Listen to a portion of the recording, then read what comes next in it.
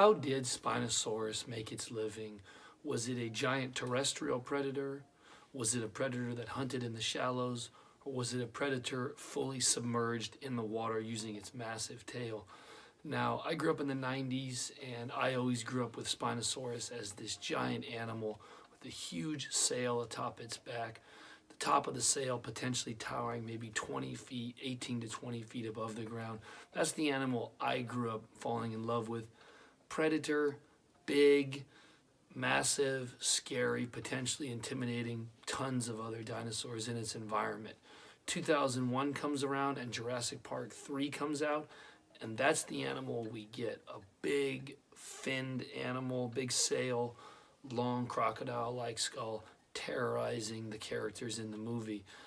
2014 paper comes around, and that was almost like a rug pull for a lot of us, in that the animal that we knew, animal that we fell in love with, could potentially just be an animal that made its living in the water, and structurally it looked different. It wasn't as tall.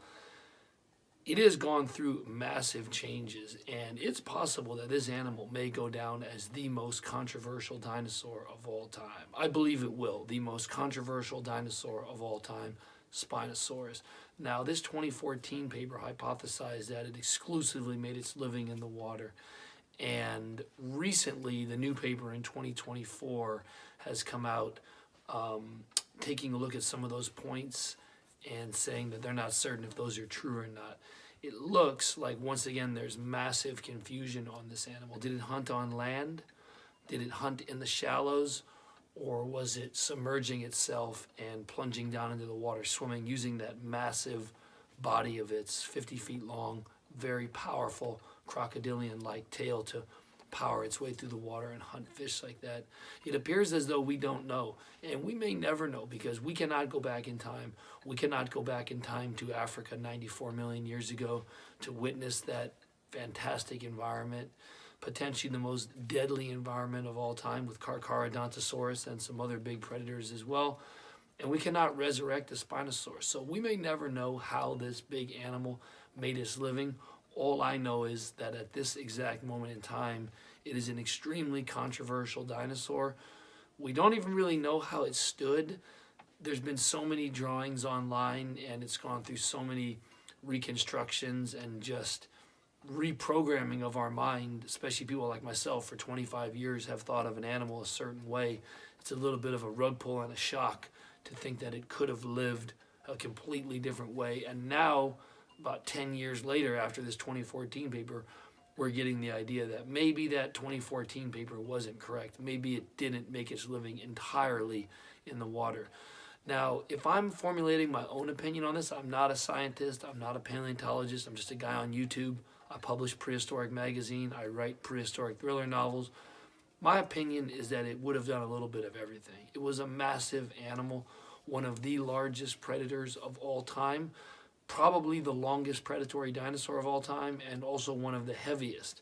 Maybe not as heavy as T-Rex or Giganotosaurus, but maybe in the 7 to 8 ton range. So again, the longest predator of all time, not the heaviest, but still a very heavy predator.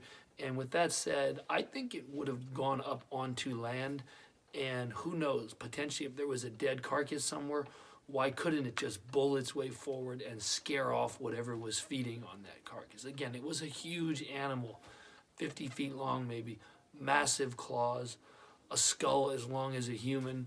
Why couldn't it go up onto land and bully and scare off other predatory dinosaurs that were feeding on carcasses? Now, could it have scared off Carcharodontosaurus?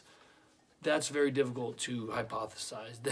That's almost like we're looking into a crystal ball. That's really difficult. But from my own perspective, I do think it could have terrorized and scared off some of the smaller predatory dinosaurs in the environment. Now, I also think that it would have gone into the shallows to hunt as well. Had those big hooked claws, had a long crocodile-like skull. Its body does look like it would have been adept for walking in the shallows. You know, picture a big heron and an animal like that. You know, someone described it as a heron from hell. Picture something like that walking and waiting in the shallows, waiting patiently. There were huge fish in those rivers of North Africa 94 million years ago. 8 to 10 feet long. They were as big as cars. So everything was oversized, hence the massive claws, hence the massive arms. And that does look like it would have been adept for, gripping and hunting fish and pulling it out. Now, the third part of that, which is submerging itself and diving down into the water and swimming, who knows? Maybe that's completely hypothetical at this point. It's hard to say. From my own perspective, I do believe it would have done a little bit of everything. I just think that animals, there was that great debate on T-Rex, whether it was a hunter or a scavenger. I think animals will do whatever the situation calls for. If there's a carcass on land and you're 50 feet long, why not go up and get that animal, feed on it if you can, if it's free, if it's right there, why not take advantage? If you need to go fish and you are adapted to fish, go into the shallows and fish.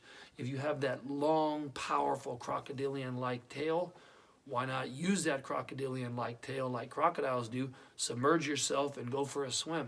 Crocodiles dive down as well. Alligators dive down as well. So maybe it did all three of those. I believe it was probably imparting all three of those. But again, we may never know. 94 million years ago, North Africa, we cannot go back in time. We cannot resurrect this most amazing of beasts. Which brings us to the most important part of the video. Your comments, love to hear them.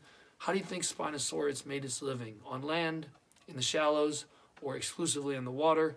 And do you think we'll ever really know for certain how it made its living? Appreciate your support. See you in the next video.